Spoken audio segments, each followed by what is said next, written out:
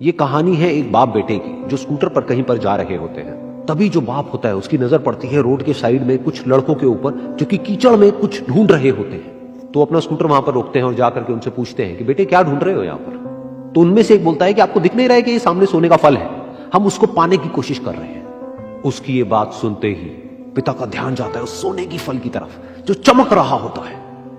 फिर उनके माइंड में कुछ इमेजिनेशंस बनने लग जाती हैं कि काश ये जो फल है ये मेरे बेटे के पास में आ जाए तो ना सिर्फ उसकी बल्कि मेरी भी जिंदगी बदल जाएगी। तो बिना सोचे समझे अपने बेटे को धक्का मार देते हैं उस कीचड़ में और बोलते हैं कि तुझे किसी भी कीमत पर वो फल लेकर के आना है। लेकिन बेटे को वो फल नहीं चाहिए होता है, उसके अपने कुछ और ही सपने होते हैं।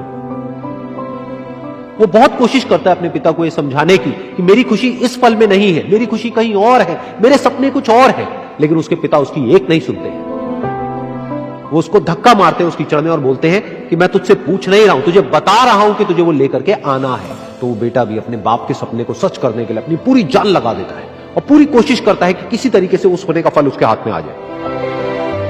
लेकिन जैसे जैसे वो हाथ पैर मारता है उस फल को पकड़ने के लिए वो और नीचे धंसने लग जाता है और फिर जाकर के उसको समझ आता है कि ये कीचड़ नहीं है, ये दलदल है। वो चीखता है, चिल्लाता है, अपने पिता को आवाज लगाता है, लेकिन उसके पिता उसकी एक नहीं सुनते। बोलते हैं कि बहाने मत बना, और भी लोग हैं वहां पर जो कर रहे हैं, तो जब वो कर सकते हैं तो तू क्यों नहीं कर सकता। तो एक बार वो फिर से कोशिश करता है और अपनी पूरी जान लगा देता है, लेकिन उसके बाद भी उसके हाथ में कुछ नहीं आता है और वो धीरे धीरे नीचे धंसता चला जाता है और मर जाता है। तब जाकर के उसके पिता को एहसास होता है कि उससे कितनी बड़ी गलती हो गई। वो वहीं बैठ करके रो रहा होता है, चीख रहा होता है, चिल्ला रहा होता है। तभी वहां पर एक साधु आता है और वो साधु उस आदमी से पूछता है कि तुम क्यों रो रहे हो। फिर वो आदमी उस सोने के फल की तरफ इशारा करते हुए उस साधु को अपनी पूरी बात बताता है और बोलता है कि इसमें मेरी क्या गलती है, मैंने तो जो कुछ भी किया अपने बेटे की खुशी के लिए किया। तो वो साधु उस फल को ध्यान से देखता है और उस आदमी को कहता है जिस सोने के फल की वजह से तुमने अपने बेटे को गवा दिया, कम से कम एक बार ध्यान से उसकी तरफ देखा तो होता कि वहां पर कोई फल है भी या नहीं। ये सुन करके उस आदमी को गुस्सा आया और उसने कहा कि सामने तो दिख रहा है फल, आपको नहीं दिख रहा क्या।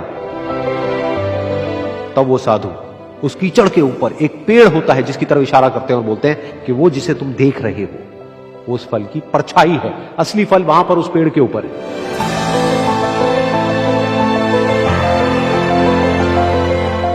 फिर वो साधु उस आदमी को बोला कि अपने बेटे को जबरदस्ती धक्का देने की बजाय और उसको बताने की बजाय कि तेरी खुशी किसमें है, अगर तुमने उससे पूछा होता कि बेटा तू बता तू क्या करना चाहता है और तेरी खुशी किसमें है, तो ना सिर्फ तुम्हारा बेटा जिंदा होता बल्कि हो सकता है कि उसके हाथ में वो असली सोने का फल भी होता।